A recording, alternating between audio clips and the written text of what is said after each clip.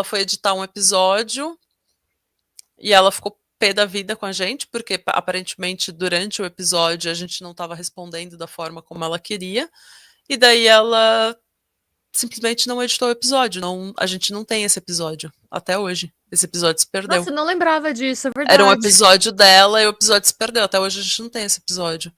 Então, eu nem lembro o que eu falei, eu tava tão cansado naquele dia. E daí ela não. Deu quarta-feira, a gente liberou da Kellyanne Bates, que era Uhum. só pra ter alguma coisa pra aquela semana. E daí depois ela entrou numa de que eu e a Renata, a gente tentou achar uma solução, mas ela entrou numa agressiva, assim, numa de tipo, vocês não me respeitam e vocês não respeitam a minha saúde mental. E só que assim, as três são ferradas, então não tinha como. É, é, é Gente, as que. pessoas são diferentes, as pessoas trabalham diferentes. E eu acho que quando você é honesta, você é verdadeira, e você fala, tipo, se eu chegar pra Renata e falar, Renata, não tô dando conta. Não vou entregar episódio, eu preciso que você faça alguma coisa, eu preciso de ajuda. Se eu tô sendo honesta com a Renata, a gente pode ter uma briga por causa de trabalho. A Renata pode, porra, me fala antes, pô, não sei o quê, a gente pode ter uma discussão de trabalho, mas não vai afetar a amizade. Porque, Sim, entendeu? Porque se a Renata estiver insatisfeita comigo e ela for honesta comigo, e eu for honesta com ela, não vai ter um problema, entendeu? A gente pode brigar, a gente provavelmente um dia a gente vai entrar numa discussão, numa discordância por causa do podcast. Só que a sim. gente não vai deixar afetar a amizade porque vai ser, sabe? Porque vai ser uma coisa, ela é honesta comigo, eu sou honesta com ela, a gente tem uma cumplicidade, a gente tem um carinho pela outra, a gente tem um cuidado com a outra para não deixar a outra na mão, não ferir a outra, entendeu? A gente tem um interesse de que a outra esteja bem. Então é É, uma coisa que naquela época não existia e é. daí a gente não teve como continuar. Ô, Juliana, isso que você tá falando, que a Nath falou, de eu não tenho como obrigar a Mônica a participar, foi bem no final, foi quando a gente já tinha meio que ligado o dane-se, assim, sabe? Porque hoje, parando pra pensar, né, eu acho que ela enxergava a situação assim, na cabeça dela, a gente tava enchendo o saco dela quando a gente pedia que ela entregasse o que ela tinha combinado que ela ia entregar. Ah, Só que ela falava pra gente, na cabeça dela era: vocês estão enchendo o meu saco. Vocês não estão respeitando a minha saúde mental porque vocês estão enchendo o meu saco. Só que ela não pensava no peso que era para nossa saúde mental, por exemplo, ó, e é uma coisa assim, vocês vão me entender. Sempre que eu sabia que era a semana dela de fazer roteiro, eu preparava um roteiro de backup, porque eu sabia que tinha uma chance ou dela não entrar para gravar e nem avisar, da gente só ficar sabendo dias depois do que tinha acontecido, ou dela entrar para gravar e falar: "Ah, eu esqueci que era minha vez". E aí eu sabia que se ela entrasse para gravar e falasse: "Ah, eu esqueci", se eu não tivesse um roteiro pronto, eu já falasse: "Ah, não se preocupa que eu tenho", a Nath ia ficar pistola com ela, porque elas já estavam com uma relação desgastada de antes, e elas iam brigar, porque a Natália ia falar. Eu ia me segurar porque eu tinha acabado de chegar, eu não tinha um histórico tão grande comigo quanto tinha com a Nath. A Nath ia chegar com razão e falar: "Como que você não tem? Se a gente combinou". Então, eu uhum, já tinha, de qualquer maneira, eu tinha que ter o roteiro pronto, porque tinha entre 50% e 70% de chance de ser o meu roteiro, porque ela não ia fazer.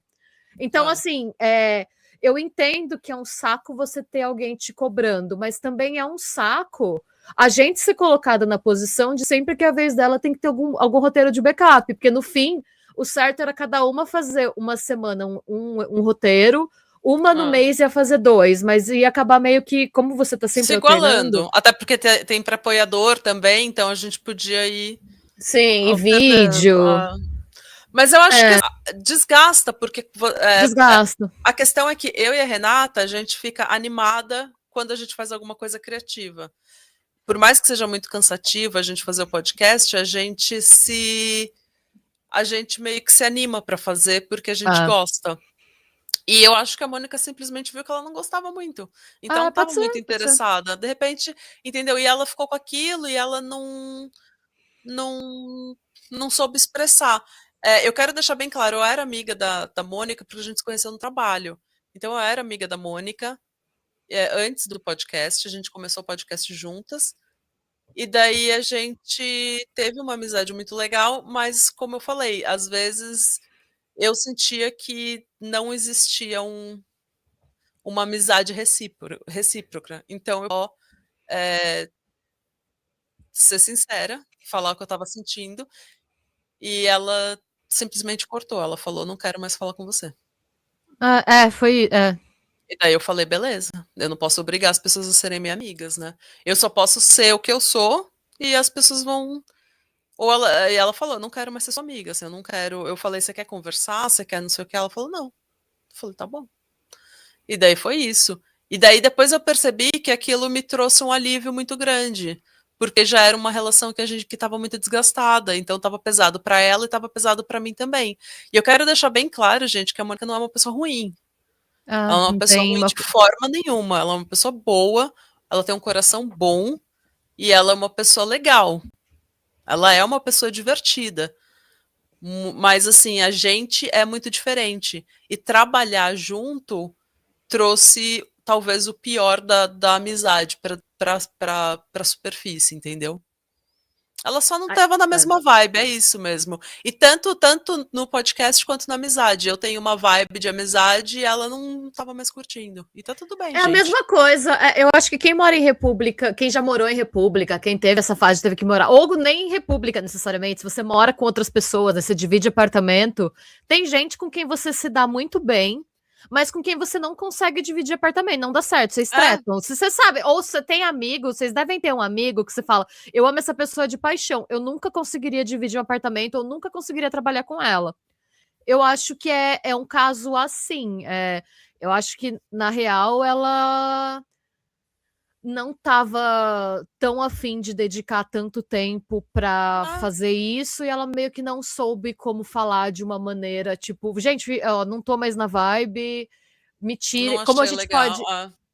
Não tô mais na vibe, não é isso que eu quero para mim, eu quero ser uma participação especial vez por outra. Quando eu tiver afim, eu mando uma mensagem, gente. Então a gente poderia ter Ah, conversado aqui no final, chegou num ponto que estava tão desgastado que não tinha como que não tinha e como conversar. E é por isso que às vezes eu sou muito. Eu gosto de gente, muita sinceridade.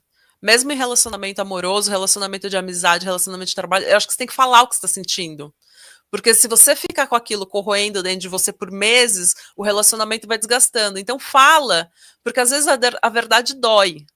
Mas você ficar mentindo, aquilo traumatiza. sim. Então, a verdade dói, mas a mentira traumatiza. Você ficar, sabe, corroendo aquele sentimento ruim, aquela mágoa e mentindo e não dando, não explicando para as pessoas, não falando com as pessoas, isso também machuca as pessoas, machuca mais. É, Então é sim. melhor. Eu e a Renata, se a gente morasse junto, a gente ia tretar. Só Sim, que a total. gente. Total. Porque a gente é diferente. Só que a gente ia chegar e a gente ia conversar, a gente ia entrar no assunto. Tá tudo bem. É. Tá tudo bem, entendeu? Agora você tem que ter um embate que você possa. Fez um embate. Você tem que ter um embate que você possa, sabe, brigar. Você tem que ter um relacionamento que você pode ter um embate, pode ter um conflito, pode brigar e tá tudo bem. Você tem que ter É segurança para isso. saber. Você não pode pisar em ovos, achando que qualquer coisa que você diga vai ser um problema. É verdade, porque no final a gente tava meio que pisando em ovos mesmo, porque eu acho que até ela já tava meio irritada. Ah, vocês viram, né, gente? Tem episódio, o episódio do Sean Great foi quase um barraco de laços de casos de família, quer dizer, Cristina Olha só.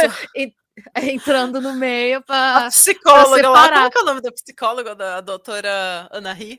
Anahi? Não. Anaí, não sei. Não é Anahi. Como que era o nome Anali? dela? Não. Anaí? Gente, qual que é o nosso de família?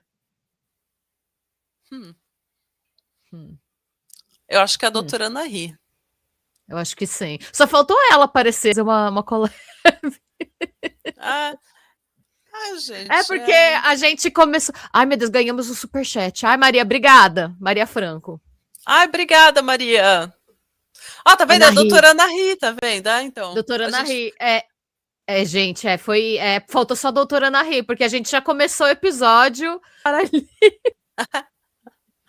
Você já Depois. viu aquele vídeo da Naomi Campbell?